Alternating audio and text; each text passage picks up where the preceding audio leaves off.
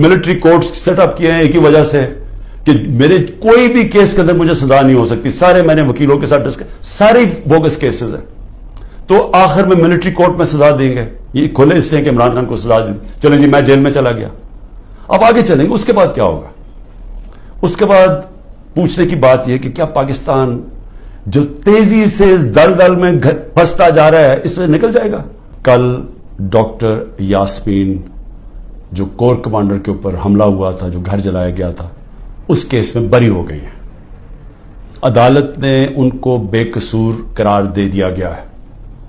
اب ڈاکٹر یاسمین ہماری سینٹرل پنجاب کی پریزیڈنٹ ہیں.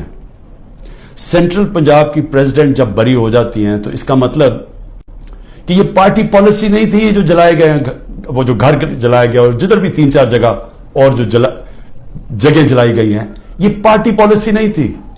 کیونکہ ڈاکٹر یاسمین تو پریزیڈنٹ ہوتے ہوئے انہوں نے پارٹی پالیسی بتانی تھی نا کیا ہے. تو جب وہ بری ہو گئی اور وہ ان کی ویڈیو چل رہی ہے, یوٹیوب پہ چلے جائیں, وہ بار بار کہہ رہی ہیں کہ آپ نے اندر نہیں جانا, اسپیکر لاؤڈ اسپیکر پہ کہہ رہی ہیں اندر نہیں جانا. تو اس سے اب آگے سوالات اٹھ جاتے ہیں کہ کیا یہ جو لوگوں کو اندر ڈالا گیا, 10,000 سے زیادہ لوگ جیلوں میں ہیں, کیا یہ ایک پری پلان ایک منصوبہ بنا ہوا تھا کہ اس کی آڑ لے کے یہ جو کور کمانڈر کا گھر ہے اور یہ جو اور جگہوں پہ آگے لگے ہیں, ان کی آڑ لے کے ساری پارٹی کو بین کرنا تھا؟ ساری پارٹی کے اوپر جس طرح کا اس وقت ظلم و تشدد کیا جا رہا ہے, کیا یہ پہلے سے پلان تھا؟ اب تو یہ سامنے آ رہا ہے, یہ تو اب واضح ہو گیا ہے کہ اس کا مطلب کہ جو بھی کوئی کر رہا تھا وہ پارٹی پالیسی نہیں تھی. نہیں تو ڈاکٹر یاسمین بری نہ ہوتی. اور میرا 27 سال کی پالیٹکس میں چیلنج کرتا ہوں کہ کہیں بھی آپ جا کے مجھے یہ بتا دیں کہ میں نے کہا ہو کہ قانون سے باہر جانا ہے. پرامن احتجاج, دھرنا کرنا, لانگ مارچ کرنا, جب تک وہ پرامن رہے, یہ ہمارا حق ہے. یہ میرا آئین, میری کانسٹیٹیوشن مجھے یہ حق دیتی ہے. اب پیچھے جائے نا, میں بیل پہ تھا, میں ہائی کورٹ کے اندر بیٹھا ہوا ہوں, مجھے کوئی میرے پر چارج بھی نہیں تھا. اسلام آباد جانے سے پہلے میں نے یہ کہا کہ اگر کوئی وارنٹ نکلی تو میرے سامنے رکھے, میں چپ کر کے ایکسپٹ کر کے آپ مجھے جیل میں لے جائیں. یہ میں کہہ کے نکلا تھا.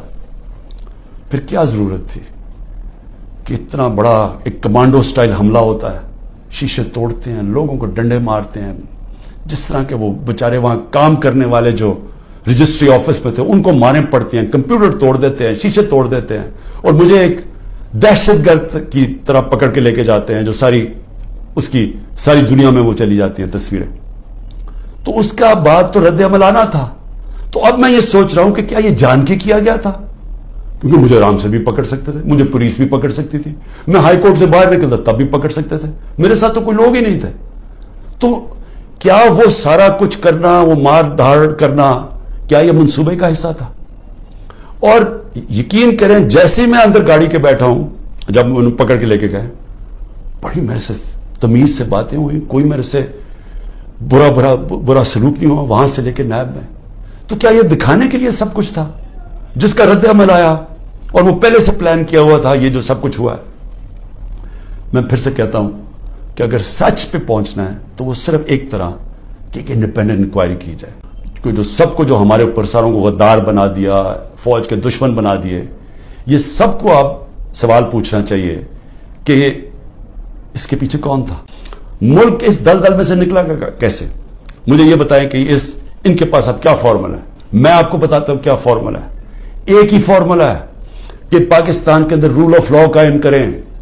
اس ملک کے اندر جب تک لوگوں کو, انویسٹرز کو, جو باہر سرمایہ کار ہیں, جو سب سے بڑی آپ کی طاقت اوورسیز پاکستانی ہیں, جب تک ان کو اعتماد نہیں ہوگا پاکستان کے جسٹس سسٹم پہ, انویسٹمنٹ نہیں آنے لگی اور سرمایہ کاری نہیں آئے گی, تو ہم تو ایسے کر کے بھیک مانگ کے کھڑے ہوں گے کہ کہیں سے کوئی ہمارا دوست ملک ہمیں پیسے ڈالرز دے دے. تو اصل تو ڈالرز آنے ہیں سرمایہ کاری سے, وہ تب آئیں گے جب ان کو اعتماد ہو پاکستان کے جسٹس سسٹم پہ. تو جب گورنمنٹ سپریم کورٹ اور آئین کے مطابق جو فیصلہ کرتا ہے کہ الیکشن ہونے ہیں 14 مئی کو, گورنمنٹ وہی نہیں مانتی, دھمکیاں دیتی ہے چیف جسٹس کو, اوپنلی کہتے ہیں کہ ہم تمہارے فیصلے نہیں مانیں گے، تو اس ملک کے اندر کون اس ملک کے انصاف کے نظام کے اوپر اعتماد کرے گا؟ دو راستے ہیں، فیصلہ ہم نے کرنا ہے کہ کیا ہم نے یہ ایک جنگل کے قانون کی طرف جانا ہے اور تباہی کی طرف اور اندھیرے کی طرف، یا ہم نے ساری قوم نے جدوجہد کرنی ہے آزادی کی طرف، رول آف لا کی طرف، کانسٹیٹیوشن کی طرف، حقیقی جمہوریت کی طرف اور خوشحالی کی طرف۔ یہ دو راستے اب آ گئے، اور میں یہ امید رکھتا ہوں کہ جس طرح میں کھڑا ہوں اور اینڈ تک جب تک زندہ ہوں کھڑا رہوں گا، آپ نے بھی اس ملک کی حقیقی آزادی کے لیے کھڑے رہنا ہے۔ شکریہ۔